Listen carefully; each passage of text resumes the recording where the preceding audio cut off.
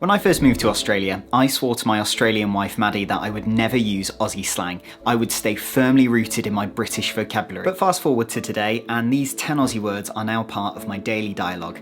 And I hate to admit it, but I kind of love it. So here are the 10 brilliant Aussie words that I would have never have used in the UK, but now I literally can't stop saying them. Hey mate, welcome back. If you're new here, I'm Sam, a British actor and runner documenting my journey of rebuilding life in Australia. So let's start with word number 1, shall we? And that is sook. Now being a sook is like being a little bit of a baby, sort of complaining in a very childlike manner, okay? You know, maybe having a bit of a sulk is another way you could look at it. Back home, we'd say, don't be a baby, grow up, act your own age, things like that. But my wife will just say to me, stop being a sook. I need to say, my wife is absolutely lovely and she's very respectful to me. And usually it's actually in a very comforting way. For example, if I've had a really bad day at work and I come home and I just curl into a ball on the couch like a hedgehog and eat a whole pint of Ben & Jerry's while watching Friends, my wife will say, are you feeling a bit sooky? Are you being a bit of a sook? So while I have heard a lot of Aussies use it as a criticism, like, oh, stop being a sook, grow up, sort of thing, my wife and, you know, some of my family and friends will use it in the sense of, oh, mate, it's all right, you know, we're here to comfort you, we love you. So it kind of has a few different meanings. And the thing is, in Australia, if you say to someone, don't be a sook, it is far more efficient than saying, grow up, mate. Aussies just know how to make things more efficient.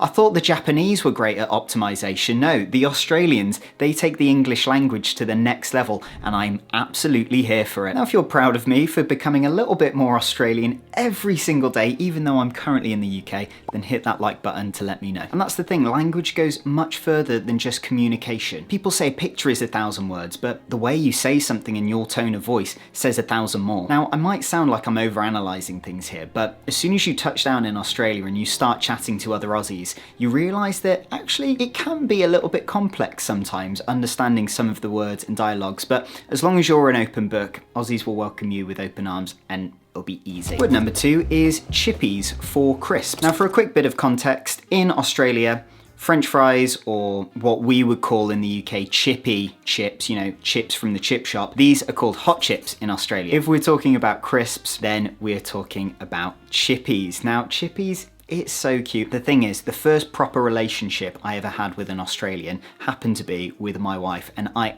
absolutely fell in love with her accent and the way she said words. I've always found it so endearing. So when she says chippies, I absolutely love it. It just fills my heart with joy. I think it's such a beautiful adaptation on the word crisps. And if I'm being honest, I use this word every single day now. And the thing is, I'm catching up with UK mates while I'm back here visiting. I asked my mate the other day for some chippies and he pointed me in the direction of the chip shop where you get your fish and chips from. And that's when I realised, oh, Australian language has wiggled its way into my life and it's stuck there. The other reason why I keep it is because it's more playful to say chippies than it is to crisps. When you say crisps, if you've been eating junk all day, saying, I might have another bag of crisps, you feel riddled with guilt and shame. But if you say, can have another bag of chippies, it's kind of like, whoa, bit playful, come on, let's have a good time. I'm not joking when I'm saying this stuff. And honestly, if you've never said chippies before, say it out loud right now, I dare you. It's a little serotonin booster. It'll make you feel good and it might change your life. Word number 3 is sunscreen. In the UK, I've always grown up calling it sun cream. I always thought it was only Americans that said sunscreen until went to Australia. Everyone was saying it and I thought, okay, well maybe you guys are onto something because your UV is bloody high here. And that's the thing, the sun in Australia is literally boss level sun, right? You might have got burnt on a beach in Mallorca, but wait till you get to Brisbane on a cloudy day. I promise you, if you're not from Australia, you'll visit one day and it'll be a cloudy day and you think I'm absolutely fine. But then that UVA and that UVB will come through the clouds and it will burn you to a crisp. I made the exact same mistake when I was paddleboarding on the Gold Coast. In this photo, I look very pale. But then the next day, it was my flight home to the UK and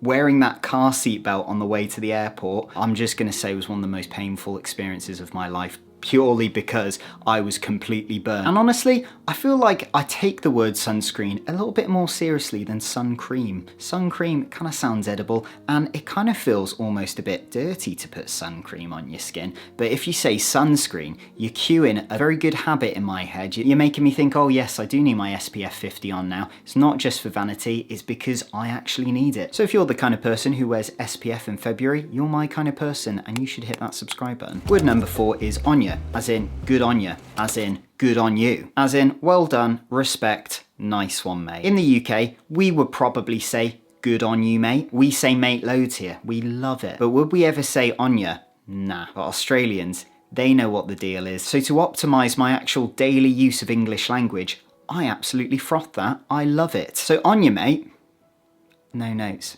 absolutely perfection. Feels so good to say. But here's the caveat. You need to be very careful how you say on ya mate, especially to an Australian. Only to an Australian really. If you say on ya mate in a very sincere and friendly way, they'll know that you're saying good on you, and they'll be like, cheers, or just. But if you say it more like, oh yeah, on you mate, then they're gonna know that you've got a problem with them. And if an Aussie says that to you, it basically means you've done something wrong in their eyes.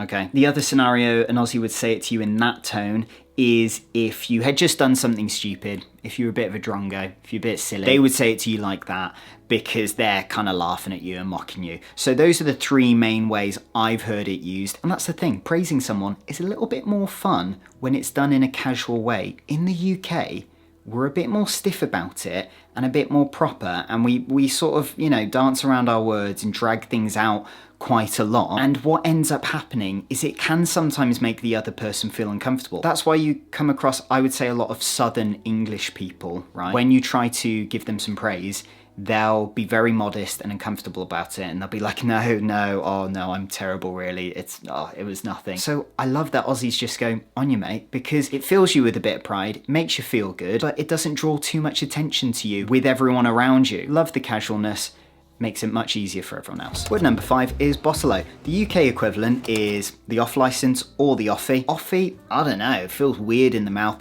It feels a bit wrong to say. I feel like I'm doing something wrong, just being honest. But bottolo, and I've heard that, you know, this is more prominent in Queensland, I must admit, but bottolo basically means the bottle shop, aka the shop you put bottles of alcohol in. It's pretty self-explanatory, and I love it. I now use it because bottolo just rolls off the tongue. I don't have to emphasize the T's that much. It is a bit of a lazy way to say the off license, but I use it every single day. And although I don't drink, I'm frequently visiting the bottolo for either picking up some alcohol for friends and family, my wife, and also because I love a 0% beer. And I must say, Australia has great 0% beer. It's excellent. You can't even get heaps in the UK. It's an Aussie and New Zealand only beer. It's amazing. If you haven't tried it yet, would highly recommend. And honestly, it just makes the experience of going to an off license a far more pleasurable and fun and exciting event. Do you want to come to the bottolo with me, my love? Yes, let's get in the car, let's go. That's the thing. It's amazing. There's a laid back joy to it. I don't know what I'm doing, but what I'm saying is I'm in the UK right now. It's very grey, and I'm missing Australia saying all these words. This is what you've all done to me. You've made me fall in love with your country, so thanks a lot. But number 6 is arvo. Arvo means afternoon. A classic use of the Aussie technique to shorten a word and add O at the end of things, like bottolo. But also, when I say afternoon in Australia, I out myself as a Brit immediately because I say it in my British voice that I can't help. My mum and dad gave this to me, alright? And that's the thing, afternoon. I guess it sounds a bit nice and proper, but it does kind of remind me of soggy grey skies, the smell of newspaper, which I despise, don't know why, makes me feel ill, and maybe a bit of a cold cup of tea. But you say arvo, I feel like I'm at the beach already. And no, that's not a generalisation. I go to the beach in Australia and I love it. And you can say, I'll see you next arvo. Have a good arvo. That's a lovely arvo. No, don't use that one. I made that last one up. And what I'm trying to say is it just makes conversation easier. And the thing is, it's become such a natural part of my English language now. My wife and I it just makes our communication so much easier and honestly, so much faster. Word number 7, doona. I've spoke about this one before. The origins of doona is from this right here. I have to admit, I clung on to duvet for a very long time, just out of the core principle of, no darling, the proper British pronunciation is duvet. I promise I didn't actually say that to my wife, but my wife would always call it a doona, I would always call it a duvet, and it would make making the bed very difficult. No, wouldn't really. And that's the thing, I now say it unironically, and no one bats an eyelid, apart from literally everyone in the UK.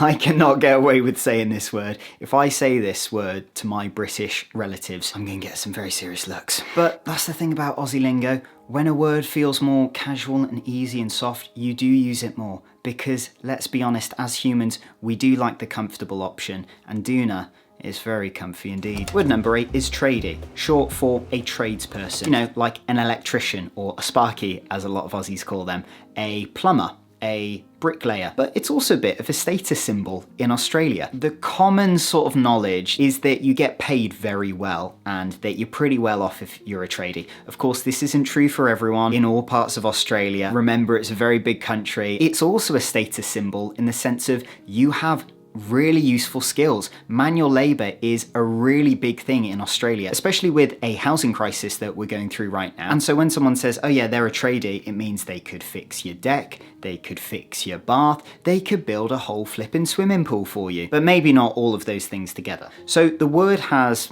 a big range and it deserves respect. And by the way, if you want a bit more of the messy, behind the scenes and early access to videos like these, then you can now join my Patreon membership if you'd like to support the channel. I will leave it in the first link in the description below.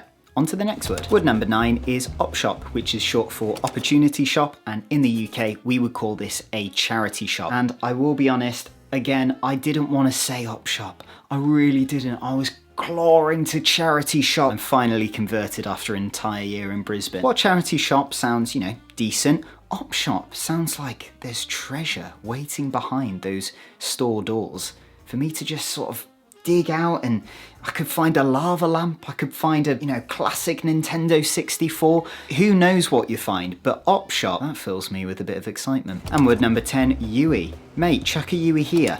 This is something you can do in Australia. You can chuck a Yui, which means you can do a U-turn. However, if you're in the car, not speeding I hope you're not speeding, you missed your turn, but at this lights, it says U-turn permitted, and your mate goes, chuck a Yui here, you know exactly what he means. It's fast, it's efficient, and it gets the job done. But if you go, oh hello my friend, do a little U-turn right up here, when you pass these lights. Oh my gosh, we've missed it already. We've gone past it. 60 kilometers an hour on this road, mate. Get your head in the game. And honestly, chuck a Yui just sounds more exciting. Sounds like you're in an action film, but not speeding, because we're all very sensible, I hope. But the thing is, Aussies, they can turn things as boring as driving maneuvers into an entire feel-good vibe. Chuck a Yui, oh my gosh, I'm missing Australia already. Take the third exit at the roundabout. Don't want to now, mate. Just want to go home. Now, if you enjoyed this, you'll definitely want to watch the 11 ways the UK feels completely foreign to me after having lived in Australia for a year. So go watch this video now and I will see you there. Thank you so much for watching to the end and see you in the next one. Take care. Bye.